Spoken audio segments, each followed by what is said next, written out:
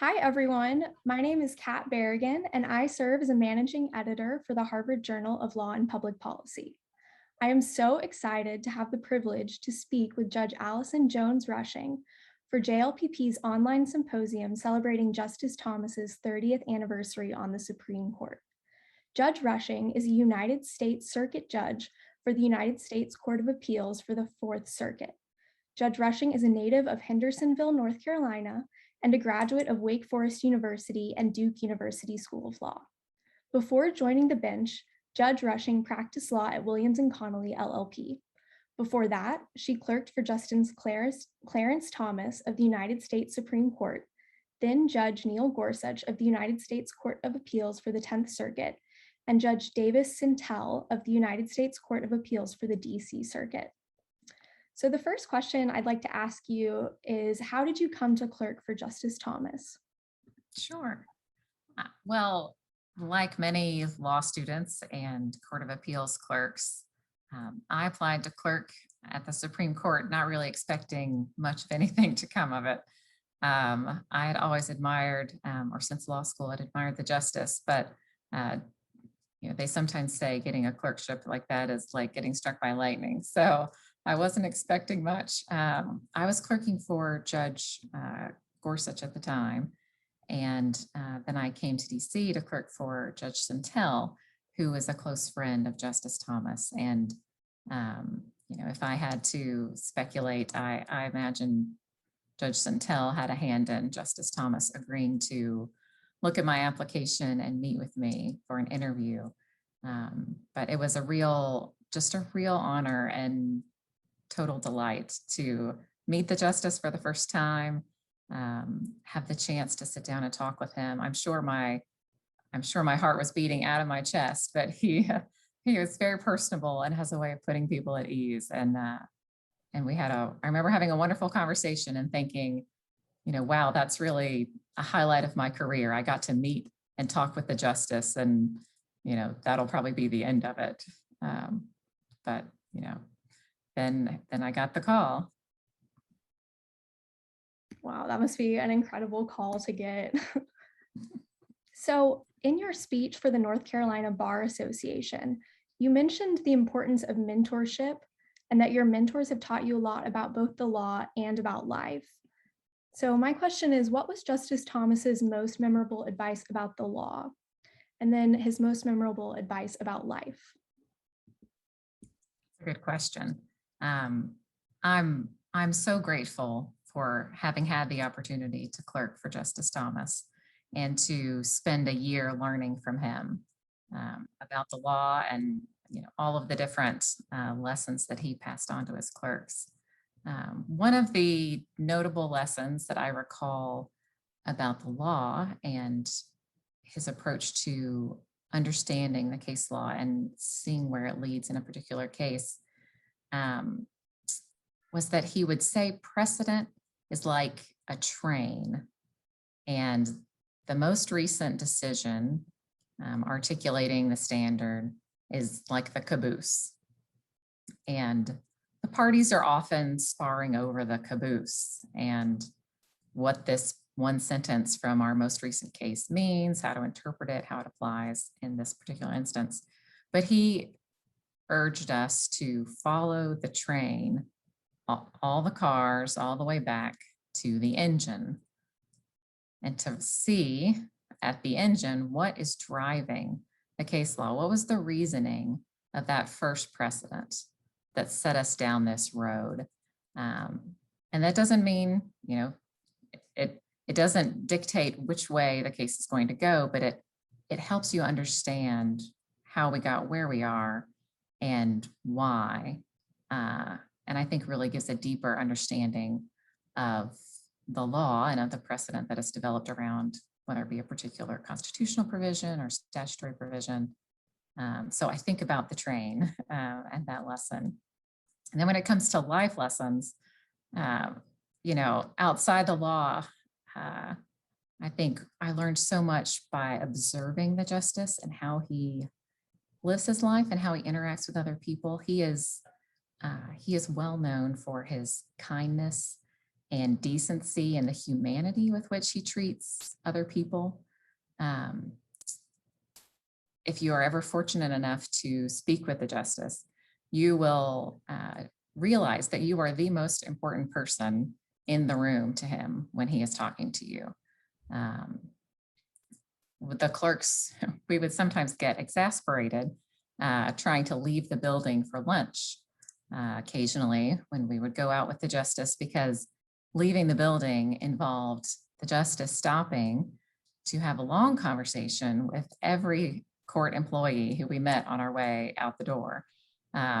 Because he wasn't just asking, how's it going? He knew what was going on in their lives and had questions, and was, touching base. And it was such a good example for us as we were starting our careers of how to be treating other people, and the humility and humanity that he brought to every interaction.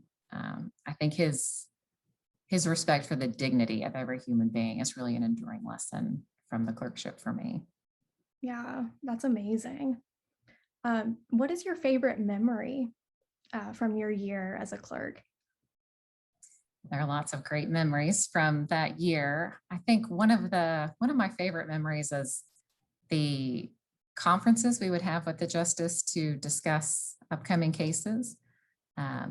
He would have all 4 of the clerks come in his office, and we would sit on a couch and chairs around a coffee table together, the 5 of us. And in the wintertime, he would have a fire going in the fireplace in the office, which really added a level of sort of family intimacy to it. And we would discuss the cases and hear his thoughts and hear how he's viewing things. And that often led to discussions of other issues, of other cases and other experiences that helped us understand his views on the cases and the law, and often led to these sorts of life lessons that I was talking about.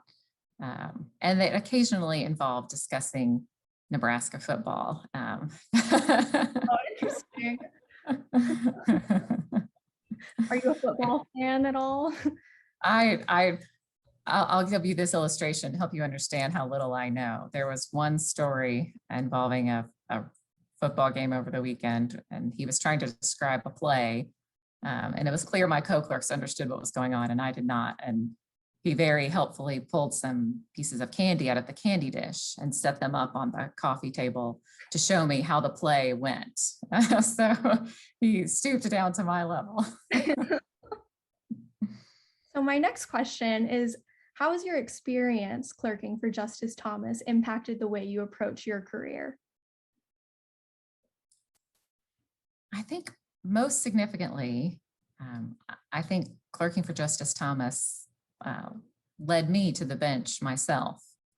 The justice emphasizes going back home to the state or the community that you're from to take care of your family and contribute to the community there. And he also values duty to country and service to our fellow Americans, and has a very high view of government service. And I think, it's a testament to his